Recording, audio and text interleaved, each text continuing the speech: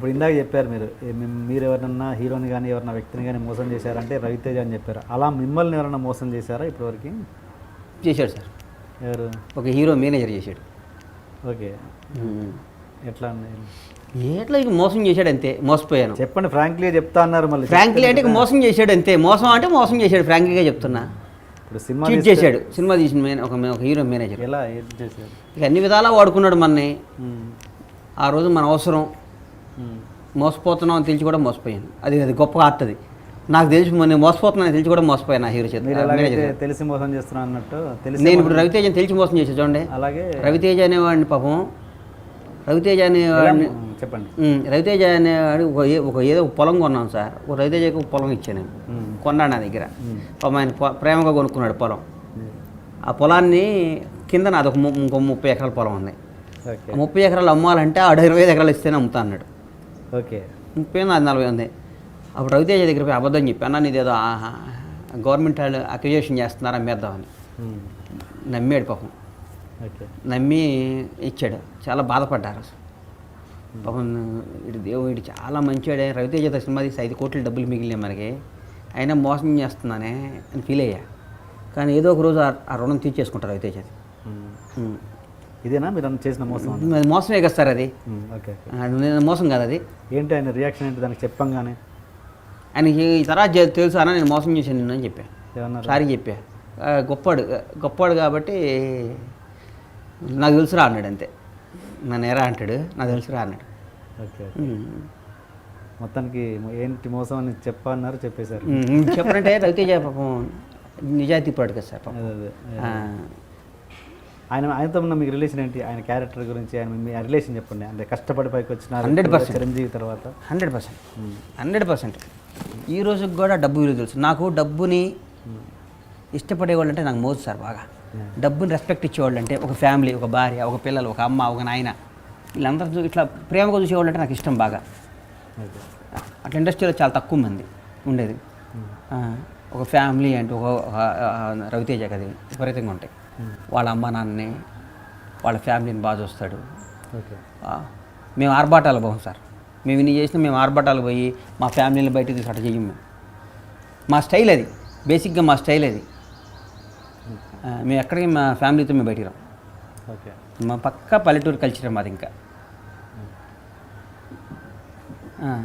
అంటే అలా వెళ్ళే వాళ్ళు తప్పనా మీ ఉద్దేశం? తప్పని నేను అన్ను, మాకు అలవాటు రాలా. ఇంకా నేను తప్పని నేను ఎందుకంటా సార్, మేము అంత పెరగలేదు అనుకుంటాను. మాది ఇంకా అంత స్థాయి కాదేమో అని ఫీల్ అవుతాను నేను ఒకటి తప్పు ఒప్పులు చెప్తాను నేనే ఉంటాను సార్. బండ్ల గణేష్ మా వాళ్ళు అడిగితే అది రవితేజ వే ఆఫ్ లివింగ్. అదే భద్రత. రవితేజ ఏ స్కూటర్ మీద మోటార్ సైకిల్ మీద తిరిగే రవితేజ దగ్గర నుంచి ఇలా బెంజి కార్లో తిరిగే రవితేజ దాకా, ఇలా 100 కోట్లకు అధిపతి అయిన రవితేజ దాకా నాకు తెలుసు. ఇద్దరం కలిసి ఒక మెస్లో భోజనం చేసిన రవితేజ దగ్గర నుంచి తెలుసు. ఒక మంచి ఇన్సిడెంట్ను షేర్ చేసుకోండి మీ ఇద్దరు. ముందు నుంచి మాకు చిన్న చిన్న వేషాలు వేసేటప్పుడు మనసు ఇచ్చి చూడు, మనసులో మాట, సింధూరం సినిమాలో కూడా నేను 4 రోజుల పోయి తర్వాత వచ్చాను అనుకో షూటింగ్కి వెళ్ళి. ఎన్ని తెలుసు నాకు. ఎందుకు వచ్చారు? అప్పుడు ఇది ఈవి సత్యనారాయణ గారి సినిమా వేషం వచ్చింది. నేను ప్రేమిస్తున్నాను సినిమా. ఈవిగా దాంట్లో పెద్ద వేషం లైఫ్ వస్తుందని వచ్చాను. ఏది? జడి చక్రవర్తి సినిమా. జడి చక్రవర్తి. నేను ప్రేమిస్తున్నాను. Okay okay okay. ఏం చెప్పండి, ఇన్సిడెంట్ చెప్పండి. రవితేజ గారు మీ మధ్య నాకు మంచి ఇన్సిడెంట్ చెప్పండి. గుర్తు ఎలా ఉన్నాయి సార్ నాకు? ఒక్కటి చెప్పండి. రవన్న 10 రూపాయలు జాగ్రత్తగా పెట్టుకునేవాడు. ఇన్సిడెంట్ 10 చాలా ఇక బ్రదర్స్లా కలిసి తిరిగేవాళ్ళం కదా, కొంచెం బాగుండేవాళ్ళం. నాకు పాపం ఎల్లంగానే పవన్ కళ్యాణ్ గారు ఈ ప్రొడ్యూసర్ చేసినాక అప్పుడు ప్రజారాజ్యం ఎలక్షన్స్ వస్తే రవితేజ గ్యాప్ ఉంది పోయి నేను ఎలకంగాలి ఇమీడియట్గా 2-3 సినిమాలు పక్కన పెట్టి నాకు సినిమా ఇచ్చాడు. ఆ సినిమా జస్ట్ యావరేజ్ అయినా నాకు 5 కోట్లు మిగిలినాయి. 110 రోజులు సినిమా రిలీజ్ చేశా. ఆంజనేయులు. పాపం మా డైరెక్టర్ కానీ కిక్ అనిపించింది. అది ఏమ్మా సినిమా అంటే ఈజీ అనిపించింది నాకు. ఫస్ట్ ఎదురు దెబ్బ తగిలితే భయపడతాం కదా సార్, నాకు ఎదురు దెబ్బ తగల ఫస్ట్. కొంత మీరు స్టార్ డైరెక్టర్లు వెంబడి పదే బదులు కొంతమంది విషయం ఉండి పాపం వెనకబడిపోతుంటారు, లైక్ పరశురాము. అలాంటి వాళ్ళని మళ్ళీ ఎందుకు లిఫ్ట్ ఇవ్వాలి? నేను ఇస్తాను. బొజ్జుకి సినిమా చేస్తానంటే అది గీతాడు సినిమా ఉంది అన్న చేస్తాడు. అది టాలెంట్ ఉంది సార్. అదే నేను ఇక నుంచి కొత్త రైటర్లు పరిచయం చేస్తానని చెప్తున్నాను మీకు. చూస్తున్న మన ఐ డ్రీమ్ వాళ్ళ ప్రేక్షకుల సాక్షిగా, టీఎన్ఆర్ సాక్షిగా, అందరికి చెప్తున్నా, కొత్త డైరెక్టర్ని పరిచయం చేస్తా, చిన్న సినిమాలు తీస్తా, వెల్ గుడ్. డౌటే లేదు ఇది. కొత్త నా మీద నా కనీసం నా బ్యాన్లో 10 మంది కొత్త డైరెక్టర్లు వస్తారు కనీసం. 10 మంది కొత్త డైరెక్టర్కి లైఫ్ ఇస్తాను నేను. కొత్త వాళ్ళని డిజాస్టర్ సినిమాలు తీసిన వాళ్ళు కూడా మంచి కథ తీస్తే సినిమా చేస్తా. ఫిక్స్ అయిపోయా. ఎంత లో బడ్జెట్ అంటే 1 crore లో? బడ్జెట్ ఏముందో సార్, 1 crore అటు దీని 10 కోట్లు మినిమంతో తీస్తా సినిమా. 1 కోటి 50 లక్షలతో నేను సినిమా తీయ. ఓకే. నాకు ఆనం 10 కోట్లతో సినిమా తీస్తా మినిమం. కొత్త వాళ్ళతో అది వర్కౌట్ కాదుగా. వర్కౌట్ రిలీజ్ అయినా చేస్తా. ఓకే సార్ నేను సినిమా చేస్తే ఆడియో ఫంక్షన్ నుంచి సినిమాని పైకి ఎట్లా లేపాలి నాకు బాగా తెలుసు సార్.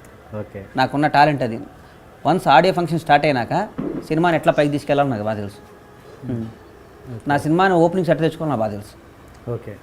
అండ్ ఇప్పుడు కొత్తగా వచ్చే మీరు ఇంత అనుభవం చూశారు, కొత్తగా వచ్చే ఇండస్ట్రీలకి సినిమాలు తీయాలి అనుకునే వచ్చే ప్రొడ్యూసర్లకి మీరు ఇచ్చే గైడెన్స్ ఏంటి? నేను గైడెన్స్లో ఇస్తా సార్. ఇస్తారండి మీరు మీ అనుభవంతో? నేను ఇవ్వలేను. నేను గైడెన్స్ నేను ఎందుకు ఇస్తా? గైడెన్స్ ఇస్తే నా తెలివి ఇంకోటికి అప్పటి నేను ఎందుకు ఫ్రీగా అమ్ముతాను? నేనేమన్నా నేను ఎందుకు చెప్తాను? నా బ్రెయిన్, నేను హీరోని ఎట్ట పడగొట్టుకోవాలి, హీరోని ఎట్ట సెట్ చేయాలి నేను ఆలోచిస్తా. కానీ మరి ఇట్ట పోయి ఇట్ట చేసుకోవడం హీరోకి నేను చెప్తా? నా వ్యాపారం సీక్రెట్ నేను ఇంకోటికి ఎందుకు చెప్తా? నేను చెప్పనట్లు. Please subscribe to iDream. Please subscribe for more videos.